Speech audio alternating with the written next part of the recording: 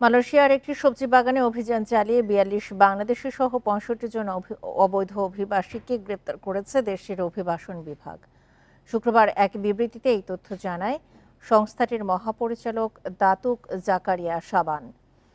তিনি বলেন, বৃহস্পতিবার সেলাঙ্গোর রাজ্যের কয়েকটি এলাকায় অভিযান চালায় তাদের কর্মকর্তারা।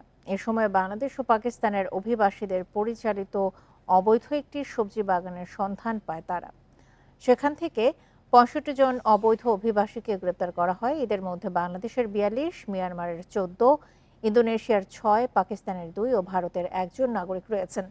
তাদের বয়স ১৮ থেকে ৬০ বছরের মধ্যে। তদন্ত ও পরবর্তী ব্যবস্থা নেওয়ার জন্য গ্রেপ্তারকৃতদের বুকিত জলিল ইমিগ্রেশন ডিটেনশন ডিপোতে রাখা হয়েছে।